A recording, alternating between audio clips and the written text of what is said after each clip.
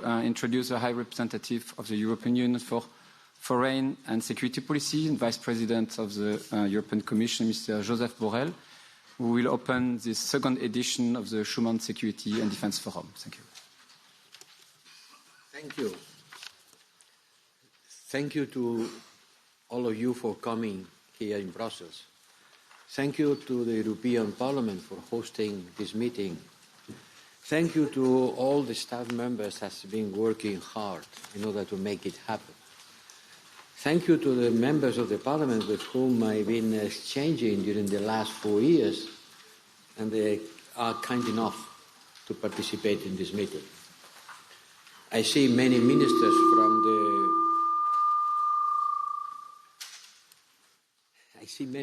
from the 27 member states. I see many ministers from our partners, more than 50 partners, ministers and ambassadors outside the European Union. All of you. Thank you for attending this meeting where we will exchange our views on the main security and defense threats and see how we can better to work together to face them. Security and defense is part of the description of my job. It's for foreign policy and security and defense. This second part of the job of the High Representative in the past was not so important. Today is the most important part of it, because security and defense issues has been growing up and they are high in the world agenda. I am sure this discussion will show that we are not agreeing on everything, but we could and we should to find many commonalities. In order to be concrete and not to give you a long lecture about everything, let's focus on 3 questions. Quite general, but only 3. The first one, which are the common threats we are facing? We talk about them, but which are they? Can we have a list of which are these common threats? Second, how we at the European Union, we try to adapt our security and defense in order to face these threats. And third, how can we work together? This is the main question. If we are partners, it means that we share the same concerns and we work together in order to face them. That's what partners do. So let's go to these 3 issues. Which are the threats? It's clear that power politics is back. All forms of interdependency are becoming a norm. I am dependent on you. You will use my dependency on you as a weapon against me. Dependencies were considered the right thing to do in order to build a common set of interests and mutual exchanges. Now interdependencies become dependencies, and dependencies are being used as a weapon. We are seeing the return of the classical high-intensity war. A high-intensity war with tanks, trenches, planes, explosions, not only in Ukraine and Gaza, not only there. There are many wars in Africa, a lot of not wars but instability in Latin America. We see not a war but war games in the Indo-Pacific. We don't talk a lot about them. The wars in Africa are not in the front line of our newspapers, but they are there. And they're better causing a lot of casualties. Then we see the rise of hybrid threats. Hybrid threats, a new word. What is a hybrid threat? It's not the classical threat. It's not tanks and trenches. It's about something more subtle. It's about information manipulation. It's about weaponization migration to make the migrants a weapon that you project against the border we see cyber attacks.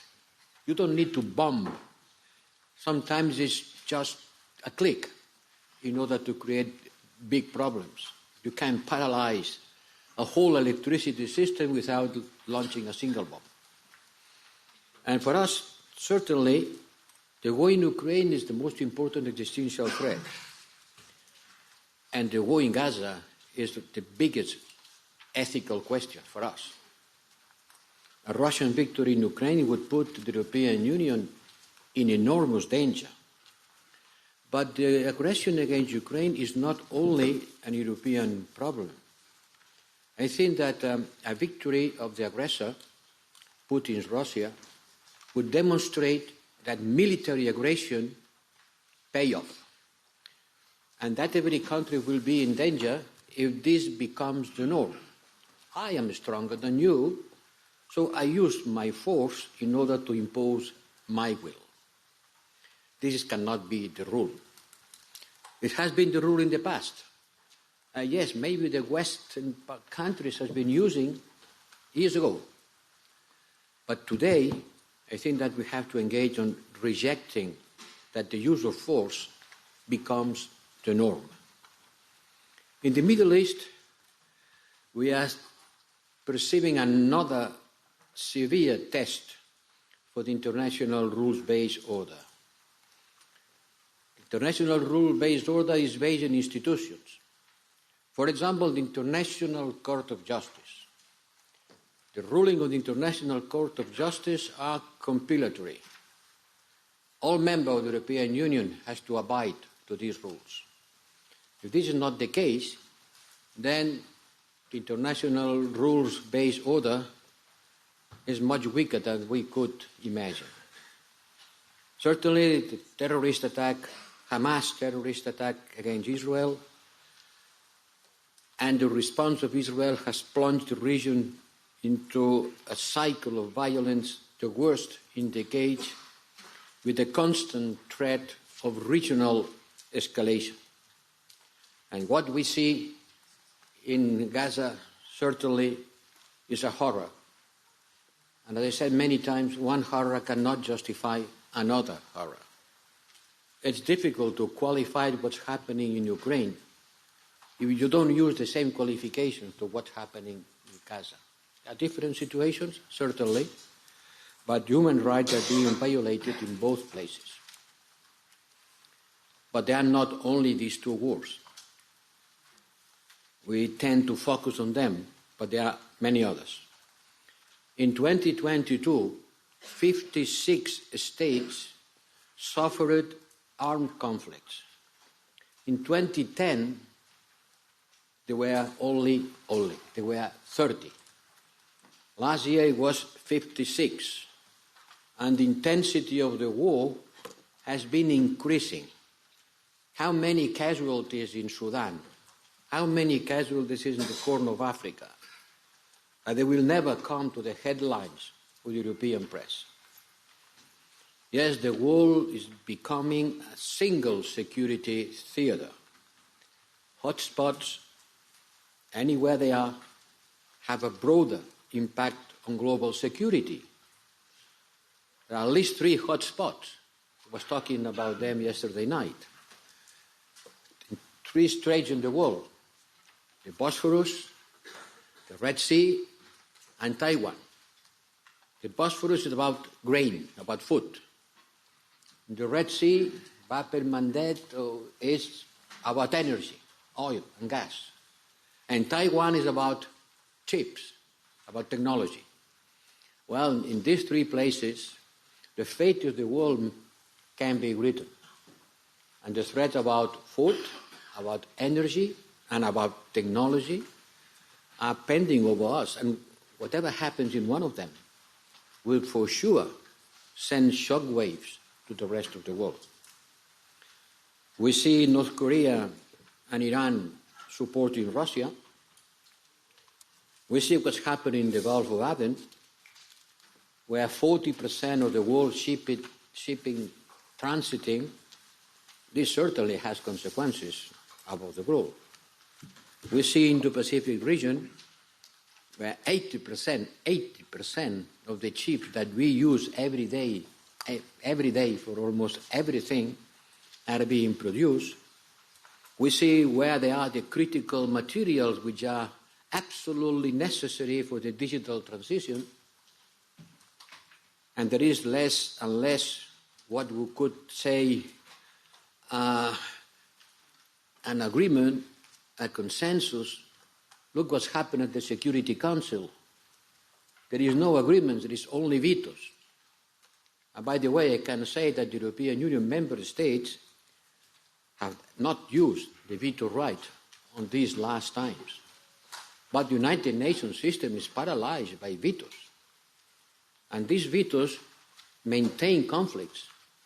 And these conflicts kill people and spread insecurity and putting ethical questions to all of us. So in front of this panorama, in front of this landscape, how we are trying to adapt?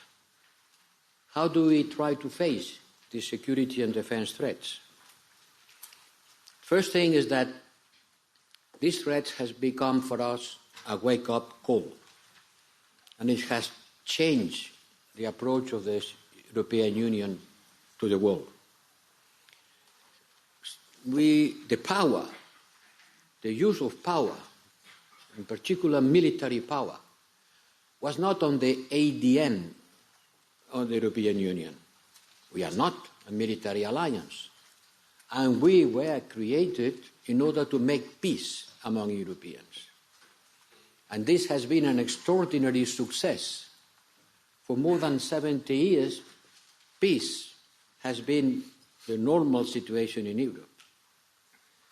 But maybe we have forgot that peace is not the normal state of things, that conflict is more the norm than peace. And for us, it has become clear that we need quickly to become a capable actor on the field of security and defense, because trading and preaching the rule of law is not enough today.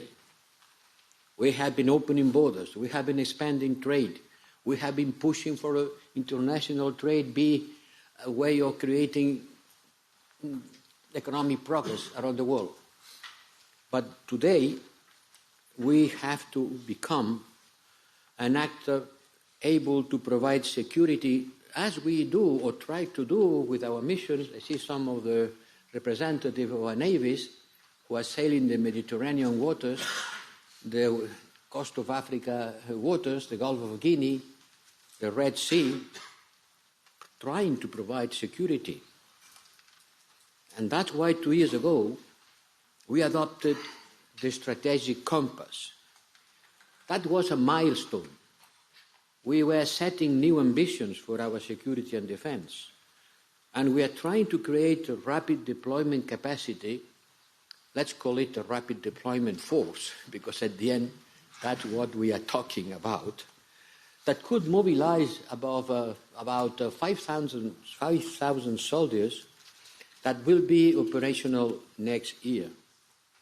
We are increasing our defense spending, and we want to work together in order to buy equipment in a more economic and quicker way. We know that we have a lot of gaps in our defense capacity. We know that we don't have a European army, that we have 27 European armies, and we have to decrease duplications and increase interoperability of these armies. And we are also in the process of boosting our defense industry, not only to be able to support better Ukraine, but to replenish our stocks and reduce our excessive dependencies on this field. And European citizens support it.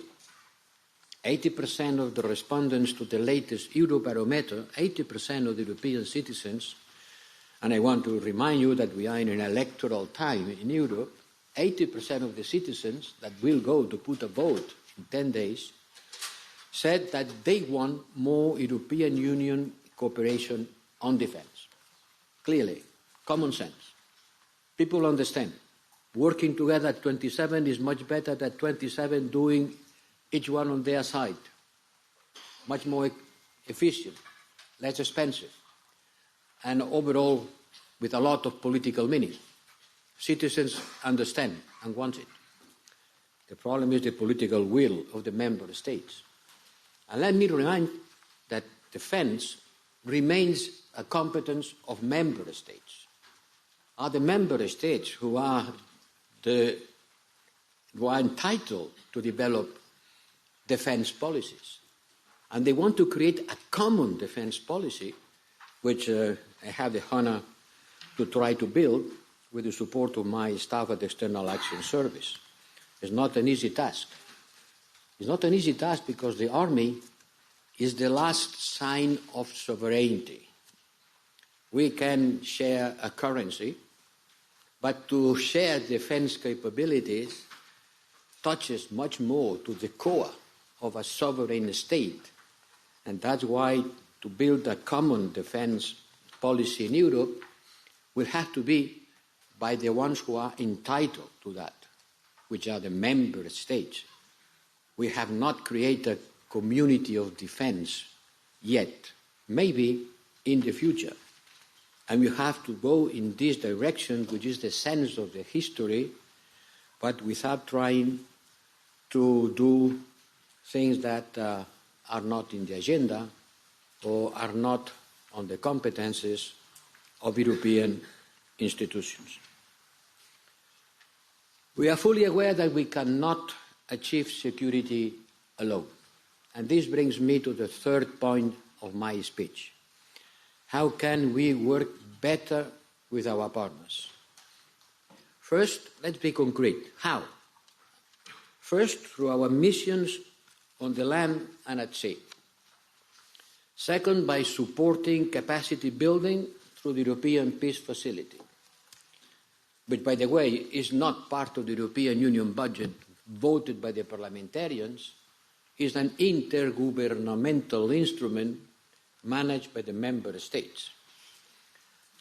Because the European Union budget cannot buy arms. And that's why we invented an extra budget where member states decide to support our partners in this difficult issue of providing arms. And third, by broadening and deepening our security dialogue. And during my mandate, I have had the honor of launching 9 new missions and operations, often in cooperation with others. Maybe the most popular one is the military assistance to Ukraine, which has trained 50,000 Ukrainian soldiers. Not only us, for example, having the invaluable support of Norway. But we recently launched a mission in Mozambique. We cooperate also with Rwanda and with the South Africa Development Community. 3 years ago, we established the European Peace Facility. I think it has been a game changer because it allows us to provide lethal military equipment to our partners. This instrument is central to our support to Ukraine, but its role goes much beyond. 22 countries around the world, 22 has been receiving the support of the European Peace Facility. And I know that many of you expect more from the European Union and from our contribution to your security capacities. Africa is a case in point. The European Union has said repeatedly, and we believe on it, that we want African solutions to African problems. But in order to build these African solutions, last year, summing up what I've done since I came here in Brussels, we have allocated almost 1 billion euros in military support to the African Union and the African countries. 1 billion. And we are drawing lessons from the setbacks experienced in the Sahel region by developing more flexible and accurate solutions.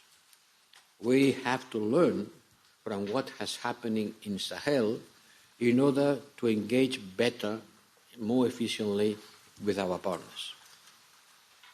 And a good example of that is the new initiative in the Gulf of Guinea, launched last December, to help to address the spillover of instability from the Sahel to the Gulf of Guinea. We see that open eyes.